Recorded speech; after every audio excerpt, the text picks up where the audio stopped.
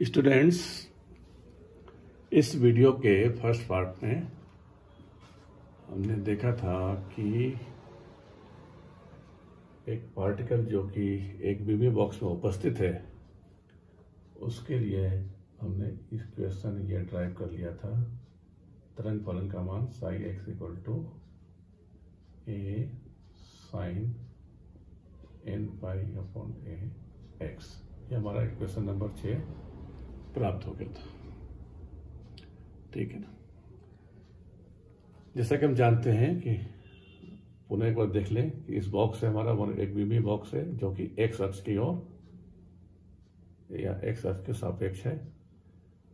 क्योंकि पार्टिकल हमें मालूम है कि बॉक्स के अंदर मौजूद है और हमने वहां देखा था कि स्थितिज ऊर्जा 0 है और बॉक्स की लंबाई हमने दिया था a।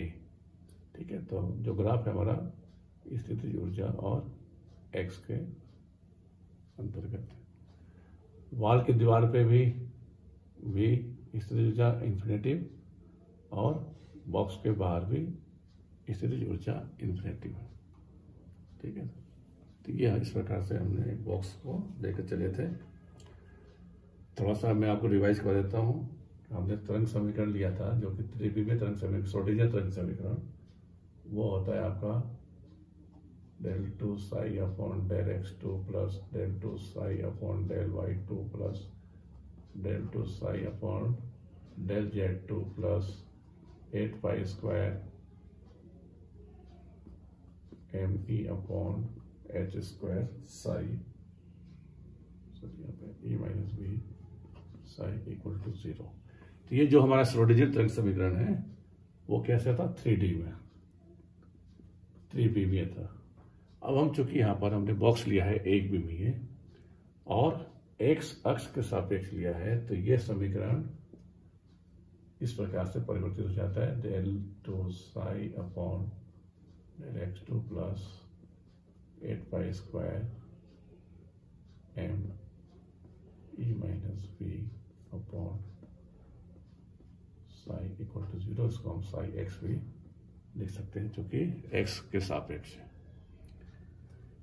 नेक्स्ट स्टेप लिया था हमने क्योंकि हमें मालूम है कि बॉक्स के अंदर स्थितिज ऊर्जा 0 है, तो ये equation del 2 psi upon del x2 plus 8 pi square m upon h square e psi x equal to 0 प्राप्त हो जाता है।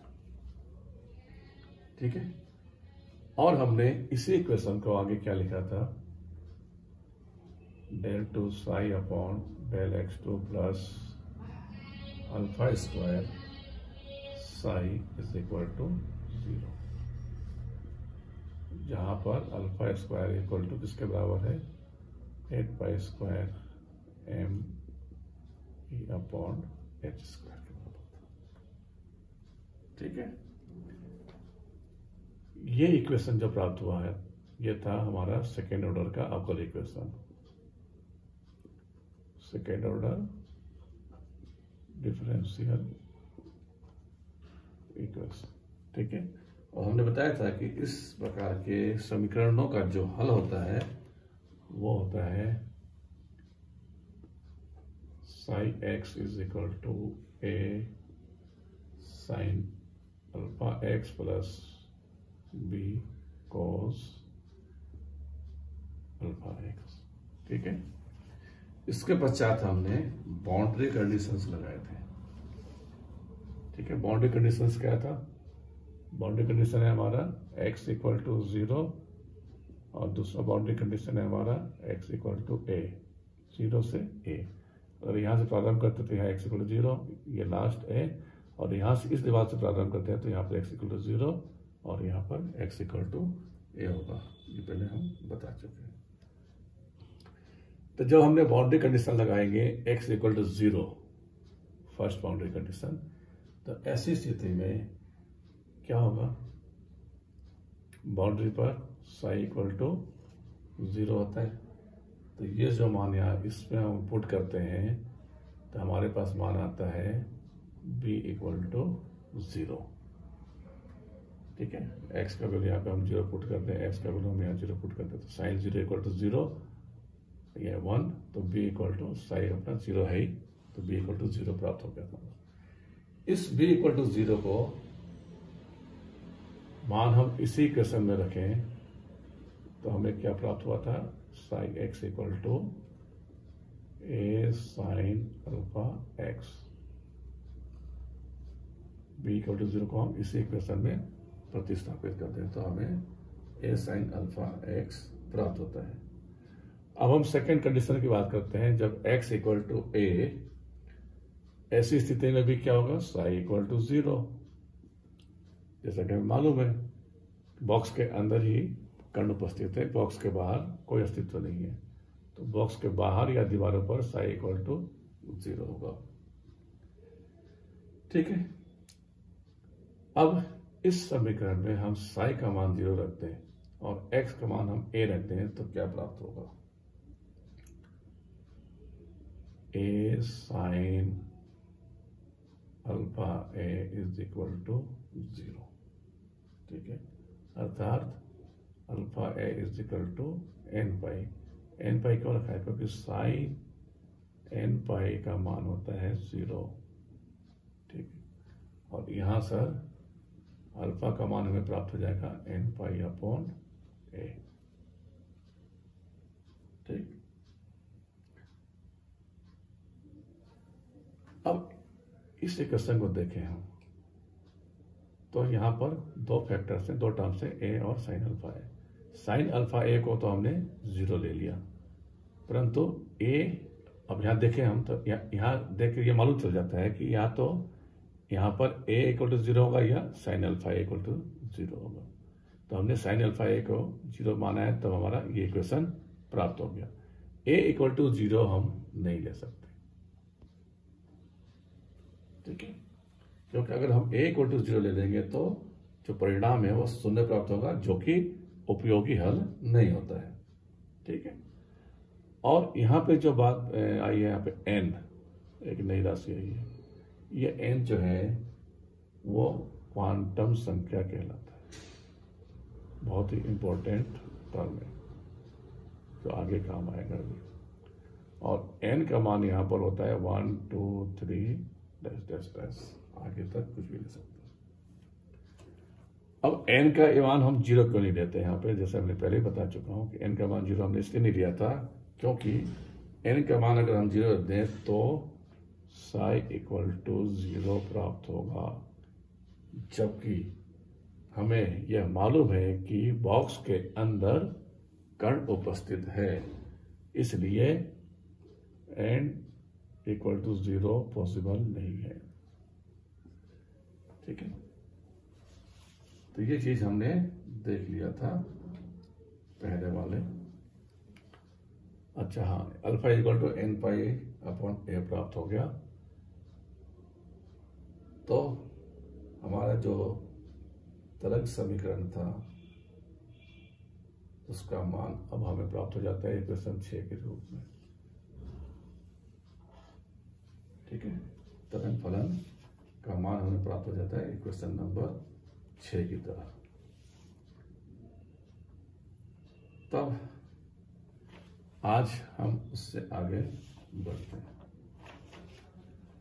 अब जो ये समीकरण प्राप्त हुआ है 6, इस समीकरण में जो a है एक स्थिरांक है, इस स्थिरांक का मान हम किस प्रकार ज्ञात करेंगे वो देखते हैं आज। तो a का मान ज्ञात करने के लिए तरंग फलन का प्रसारणीकरण करने की आवश्यकता पड़ेगी। तरंग फलन को अगर हम नॉर्मलाइज्ड करें तब हमें a का मान प्राप्त होगा। ठीक है, अब हमें मालूम है कि जो कण है बॉक्स के अंदर उपस्थित है, तो हम ये कह सकते हैं कि बॉक्स के अंदर कण के पाए जाने की प्रायिकता 1 होगी। ठीक है, ऐसा क्यों? क्योंकि प्रायिकता का जो अधिकतम मान है, प्रायिकता जिसको प्रोबेबिलिटी बोलते हैं, का जो मैक्सिमम मान होता है वो 1 होता है। और चूंकि हमें मालूम है कि बॉक्स के अंदर कण उपस्थित है, इसलिए प्रायिकता के जो मान होगा वो हम 1 मान देते हैं।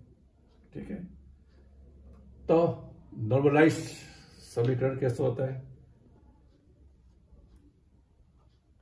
साइन एक्स का square dx is equal to 1, और हमारा जो कंडीशन है 0 से a, तो यहाँ लिमिट हो जाएगी 0 से a, जो बॉक्स की लेंथ है। ठीक है, तो इस नॉर्मलाइज्ड फंक्शन का नॉर्मलाइज्ड समीकरण में प्रसामान्यीकृत समीकरण में तरंग फलन साई एक्स का मान क्या रखते हैं, तो हमको मिलेगा 0 to a sin n pi upon a x का whole square dx equal to, और कांस्टेंट राशि a है तो ये इंटीग्रल के बाहर आ जाएगा a स्क्वायर, यहाँ पे 0 से a, ये हो जाएगा sine square n pi x upon a dx is equal to 1। चूंकि हम जानते हैं कि cos 2 थीटा या 2x इक्वल टू होता है 1 माइनस 2 साइन स्क्वायर थीटा या x, तो इस समीकरण से साइन स्क्वायर थीटा का मान हमें मिल जाएगा 1/2 1 माइनस cos 2 थीटा। ठीक है, तो इस प्रकार से साइन स्क्वायर थीटा का मान इस फॉर्म में रखें, तब हमें क्या प्राप्त होता है, ए स्क्वायर तो यहाँ पे रहेगा ही रहेगा आपका। ठीक है, और इसको इस प्रकार से कर लें, 1/2 कॉमन आ गया तो ये ए स्क्वायर बाई 2 हो जाएगा, ब्रैकेट में 0 to a 1 dx मतलब dx हो जाएगा यहाँ पे, minus 0 to a cos 2 theta का मतलब हो गया cos 2 n pi x upon a। ठीक है, यहाँ पे आपका हो गया है dx इज इक्वल टू 1। अगर हम इस समाकलन को सॉल्व कर देते हैं, इंटीग्रल को सॉल्व करते हैं, तो हमें यह मान प्राप्त होगा इस प्रकार से, A square upon 2 a minus 0 is equal to 1, और A square into a by 2 is equal to 1, और यहाँ से a इज इक्वल टू, या ए स्क्वायर इक्वल टू पहले देखें तो 2 बाई a, और a का मान प्राप्त हो जाएगा हमें अंडर रूट 2 बाई a। ठीक है, तो ये जो स्थिरांक है, इस स्थिरांक को हम बोलते हैं नॉर्मलाइजेशन फैक्टर, प्रसामान्यीकरण गुणांक। ठीक है, प्रसामान्यीकरण गुणांक या नॉर्मलाइजेशन फैक्टर। इस फैक्टर का मान इक्वेशन नंबर 6 में यदि हम रखते हैं तो हमें प्राप्त हो जाएगा एक विमीय बॉक्स में उपस्थित कण का तरंग फलन का व्यंजक। कैसे हो जाएगा, साइन एक्स इक्वल टू ए का मान रख देते हैं तो अंडर रूट 2 अपॉन ए, यहाँ पे है अपना sign n pi x upon ए, एक विमीय बॉक्स में उपस्थित कण के लिए तरंग फलन का व्यंजक। अब हम एक जानते हैं कि हमने स्टार्टिंग में लिया था कि alpha square is equal to 8 pi square ME upon H square, ठीक है। और यहां पर हमारे पास क्या था, alpha is equal to N pi A upon A, ठीक है।